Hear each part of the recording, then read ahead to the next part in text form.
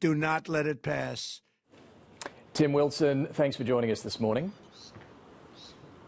Thanks, David. So let's start on what's happening in Iran. Is this strike on Iran justified in your view?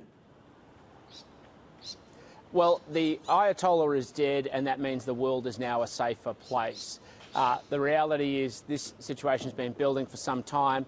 Iran has exported terrorism around the world, including into Australia.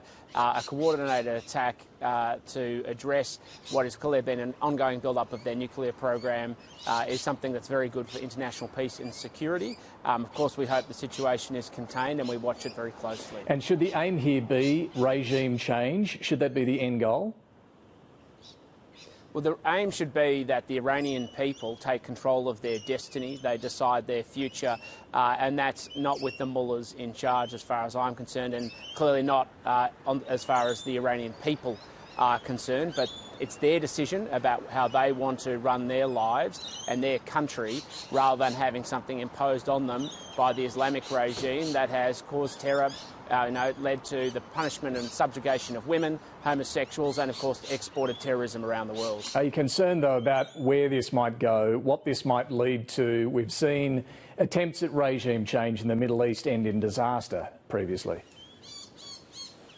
Of course, we all watch these events very cautiously. We're very mindful of the fact that we don't want the situation to go further. But it's very clear to me that the world is now a safer place with the Ayatollah gone. And, of course, we all hope that the Iranian people are in a position where they're able to seize their own destiny and decide their future. If this does drag on, would Australian involvement be appropriate in any military sense? I think that's a decision and a question for the Foreign Minister, and I'm not trying to be obtuse. These situations should be done in consultation and discussion with countries like the United States, of course, and, of course, well, at least in Liberal governments and allies such as Israel. And we want to make sure that any decision we take is sober and, of course, is necessary and proportionate rather than making decisions simply based on answering a question on your television program. Fair enough. And look, but just a final question on this. How do you view the whole argument around whether this is legal and what it means for the rules-based order? Does that matter still? Well, of course the rules-based order matters, but as one of your guests just said, that we don't have the regime or the world we used to have. US leadership is still going to be very important in the world, and we hope that they continue to play an important leadership role to maintain peace, stability and safety. But we need to remember the Iranian regime was actively involved in exporting terrorism around the world. They were involved in stoking and funding and financing the attack from Hamas on Israel. They are not, the mullahs were not good corporate citizens, shall we say, or international citizens. So if such a claim can be made against another regime, a strike like this from the US is justified?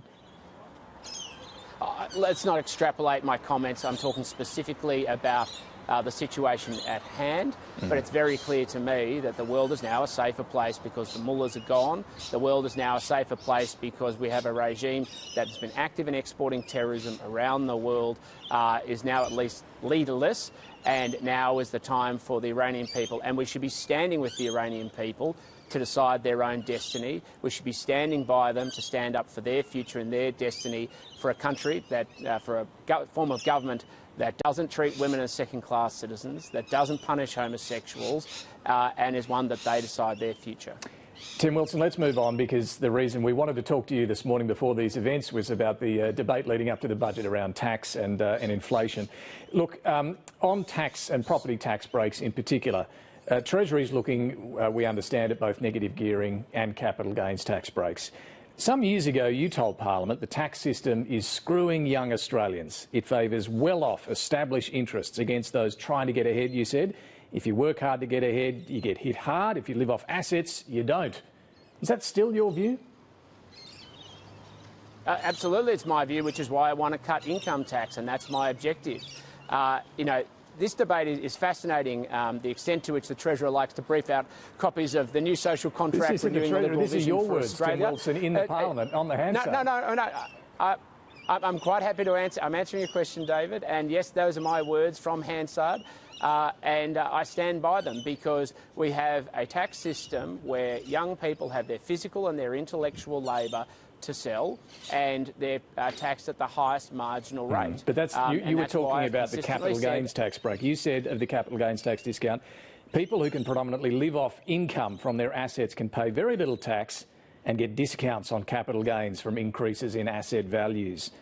Do you still have a problem with that? As I outlined, I absolutely have an issue where income tax at 47%, and we apply discounts where we're punishing work. And that's the point of my remark, which is we need to lower income tax. I continue to stand by that resolutely. But you stand by your criticism of capital gains tax discounts. I've already outlined that the problem is that the discount is associated with very high income tax rates. You cut income tax rates, I understand you reduce that point. the discount. But your point in the Parliament was that the capital gains tax break is a problem. People who can primarily live off income from their assets, pay very little tax, get discounts on capital gains. And I'm making this point, and I'll keep making this point because you seem to misunderstand, David.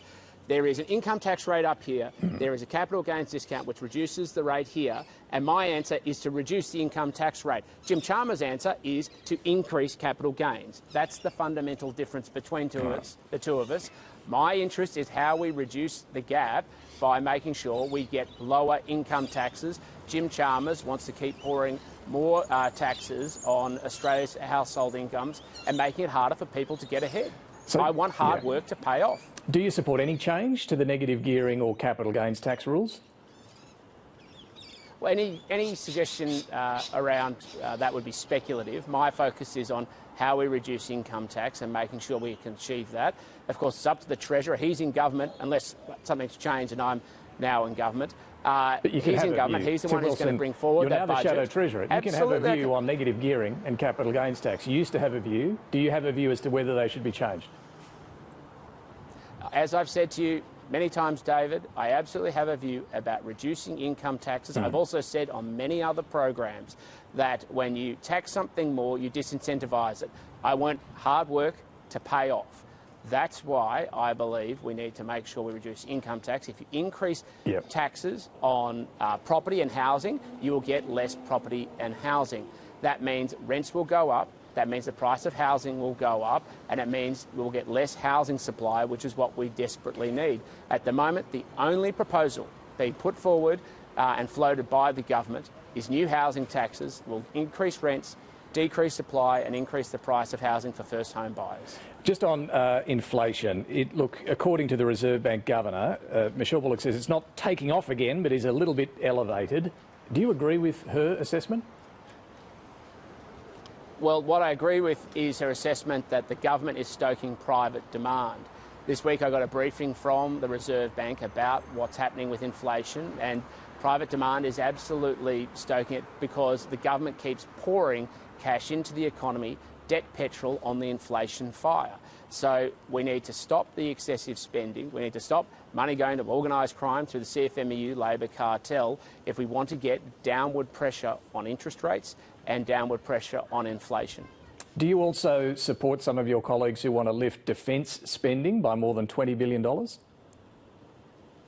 Well, we've said up to the last election, and of course we'll continue to have a conversation around how we can get defence spending to where it needs to be. Today is clearly a reminder of just how challenging the international circumstances are, and unfortunately today is not the end. There will be other challenges we face into the future, so we need to have appropriate and proportionate defence spending to secure Australia and to make sure we can keep our nation safe. But Susan Lee and Angus Taylor recommitted to that 3% defence spend after the election. Are you hedging on that, or do you back that?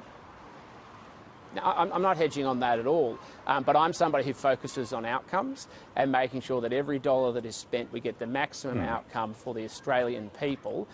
We have a commitment around the role of defence spending and its important role in the country, but we're going to have to obviously balance that out with other decisions around the budget. What about taxpayer spending on nuclear plants or coal plants? Are you in favour of that? Well, I said before the last election I wasn't enthusiastic about taxpayer money. But we need to remember energy is mostly a state policy issue, David. There is a role for the federal government, of course, to play in energy, but I want to see a future where power prices go down and make sure that we see a fundamental change, because we need to restoke industrialisation of our country, and cheaper energy is an essential part of that. Final one, Tim Wilson. The Liberal Party's decided not to release the official review into last year's election drubbing. The review authors, Nick Minchin and Prue Goward, say it's a big mistake. It's going to outrage members and donors who invested time and money. Have you seen this report? I have not. You, as Shadow Treasurer, have not seen this report. Do you want to see the report? Well, of course, I want to see anything in the context of confidence, because whatever is in the report, of course, sometimes we release abridged summaries or other versions of these things. But I've only been Shadow Treasurer for about 15, or less than that, I think it's 13 days now, David. So, and the focus of my time as Shadow Treasurer is how we're going to rebuild Australia after Jim Chalmers continues to pour petrol on the inflation fire.